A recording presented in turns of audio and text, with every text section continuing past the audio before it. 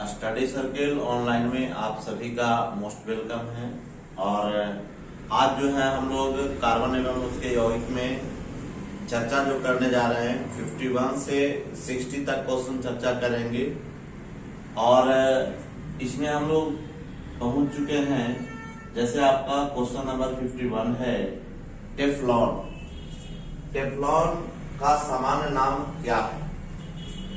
क्योंकि टेफ्लॉन जो है एक प्रकार का प्लास्टिक है, इसे हम लोग उष्मीय प्लास्टिक का एग्जाम्पल देते हैं जो पॉलीटेट्राफ्लोरोइथिलीन के बहुलीकरण से बनता है, जिसका सूत्र होता है पॉलीटेट्राफ्लोरोएथिलीन का बहुलीकरण एथिलीन का होता है C2H4 का होल A। तो इस प्रकार से टेफ्लॉन का सामान्य नाम हुआ पॉलीटेट्राफ्लोरोएथिलीन। ये आपका उष्मीय प्लास्टिक है, वैसा प्लास्टिक जो दोबारा जिसको हम लोग पुनः आकृति को प्राप्त कर सकते हैं उसे उष्मीय प्लास्टिक कहते हैं। अब हम लोग दूसरा ऑप्शन देखें पॉलीविनाइल क्लोराइड। ये विनाइल क्लोराइड के बहुलीकरण से बनता है। विनाइल क्लोराइड के बहुलीकरण से पॉलीविनाइल का निर्माण होता है। इस प्रकार से इसका आंसर हुआ सर ए। क्वेश्चन नंबर 52 ये कहता है एथेनॉल। पहले सूत्र जान ले। एथेनॉल का सूत्र होता है C2H5OH। इसी को कहते हैं हम लोग एथिल एल्कोहल कहते हैं, और इसी को हम लोग पीते भी हैं। इसको पीने में हम लोग काम यूज करते हैं। और एथेनॉल से जो है आपका एथेनॉल किससे प्राप्त किया जाता है? तो गन्ना से प्राप्त किया जाता है। उसमें पहला ऑप्शन है आपका दिया हुआ है चावल। चावल से कार्बोहाइड्रेट की प्राप्ति होती है। सूरजमुखी से आपका तेल की प्राप्ति होती है। तीसरा ऑप्शन गन्ना है जो हमको इथेनॉल की प्राप्ति करवाता है। पेट्रोल ये आपका हाइड्रोकार्बन है जो आपका पेट्रोलियम के प्रभाजी आसवन के द्वारा पेट्रोल का निर्माण होता है। पेट्रोलियम के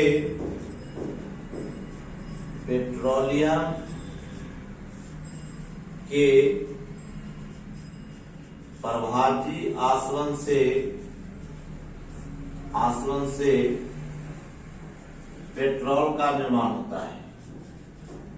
पेट्रोल का निर्माण होता है। अब हम लोग चलते हैं क्वेश्चन नंबर 53। कौन सा कार्बोक्सिल अम्ल नहीं है? सबसे पहला ऑप्शन है फॉर्मिक अम्ल, जिसका सूत्र होता है सर फॉर्मिक अम्ल। इसी को हम लोग मेथेनोइक अम्ल कहते हैं, जिसका सूत्र होता है HCOOH।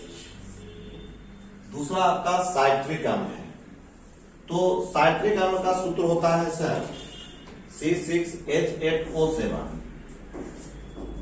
साइट्रिक अम्ल जिसका सूत्र होता है C6H8O7। साइट्रिक अम्ल जो आपका खट्टे पदार्थों में पाया जाता है। दूसरा आपका है जैसे नींबू, संतरा, इसमें आपका साइट्रिक अम्ल पाया जाता है। तीसरा है पिक्रिक अम्ल जो आपका विस्फोटक पदार्थ होता है। पिक्रिक अम्ल ये आपका विस्फोटक होता है। विस्फोटक है, और इसी को हम लोग TNP कहते हैं, ट्राई नाइट्रोफिनॉल। तो आपका ट्राइनाइट्रोफिनॉल का सूत्र होता है सर C6H3N आपका 3O7 N3O7 C6H3N3O7 ये आपका विस्फोटक पदार्थ है। क्वेश्चन में कह रहा है कि कौन सा कार्बोक्सिल अम्ल नहीं है, तो चूंकि आपका पिक्रिक अम्ल एक प्रकार का विस्फोटक है, इसलिए ये कार्बोक्सिल अम्ल नहीं होगा। अब एक चौथा ऑप्शन है टार्ट्रिक अम्ल, जो आपका पाया जाता है कौन सी में, ये आपका इमली में पाया जाता है। ठीक है, इमली में कौन सा अम्ल पाया जाता है, टार्ट्रिक अम्ल। आपको खाने वाला सोडा में उसको मुलायम करने के लिए हम लोग टार्ट्रिक अम्ल का ही मिलाते हैं, जिसका सूत्र होता है C4H6O7। टार्ट्रिक अम्ल का सूत्र होगा, टार्टरिक अम्ल का सूत्र होगा C4H6O6। इस प्रकार से इसका आंसर हो जाएगा सर कि कौन सा कार्बोक्सिल अम्ल नहीं है, वो आपका पिक्रिक अम्ल होगा। कार्बोक्सिल अम्ल का फंक्शनल ग्रुप होता है COOH।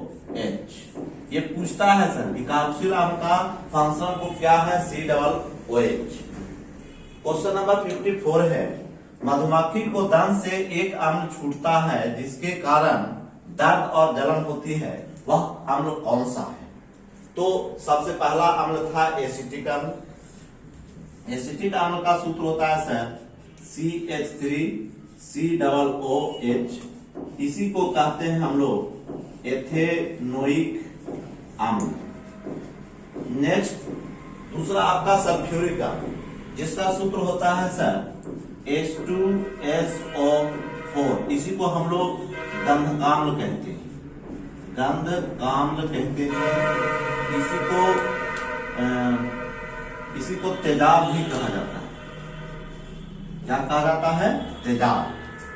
तीसरा है साइट्रिक अम्ल, जो हम लोग अभी देखे साइट्रिक अम्ल का सूत्र था सर C6H8O7। और चौथा है मेथेनोइक अम्ल, ऊपर भी हम लोग देखे मेथेनोइक अम्ल का सूत्र होता है HCOOH। इसी को कहते हैं फॉर्मिक अम्ल। चाहे बिच्छू का डंक मारे या मधुमक्खी का डंक मारे, वो सारे में आपका कौन सी पाया जाता है, मेथेनोइक अम्ल। इस तरह से हमारा क्वेश्चन नंबर 54 का आंसर हो जाएगा सर चौथा नंबर मिथेनोइक अम्ल। के द्वारा कौन सा यौगिक का निर्माण होता है, तो सबसे पहला ऑप्शन है मेथिल अल्कोहल, जिसको हम लोग मेथेनॉल कहते हैं। मेथिल अल्कोहल का सूत्र होगा सर CH3OH।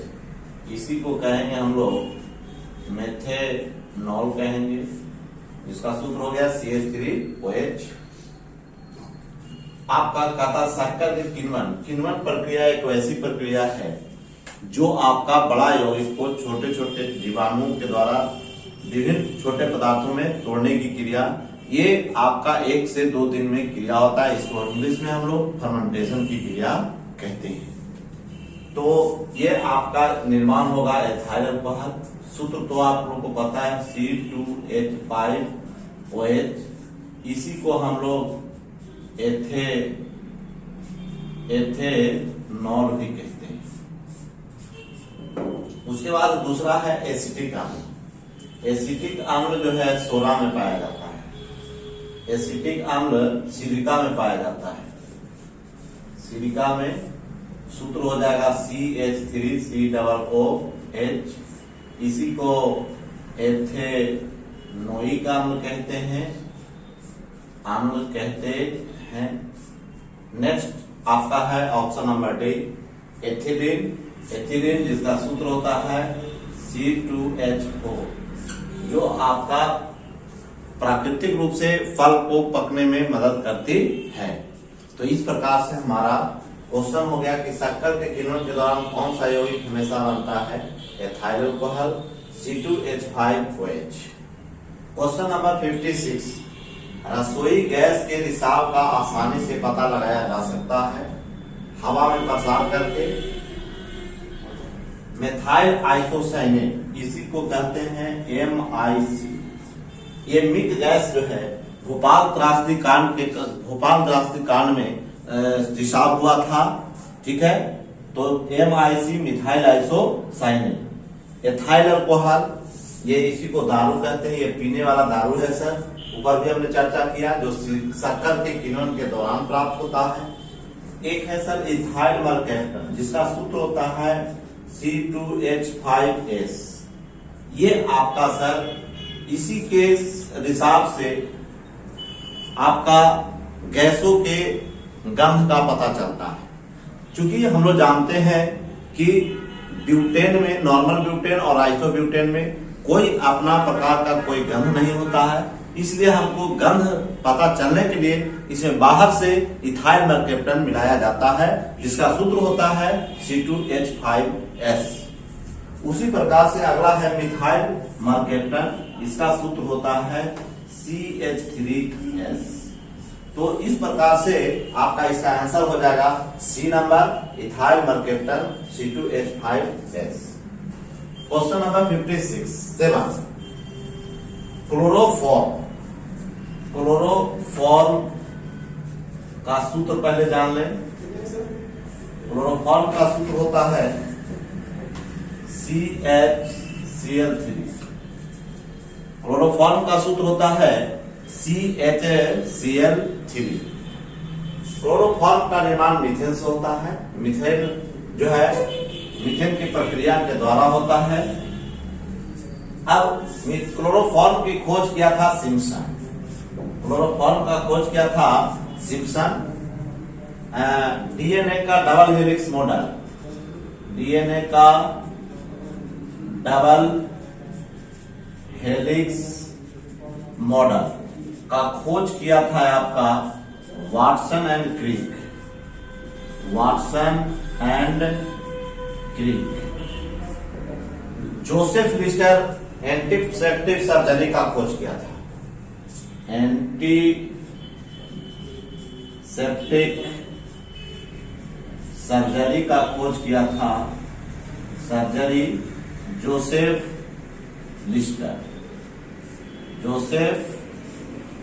लिस्टर। और मेथेन का खोज किया था ओल्बे।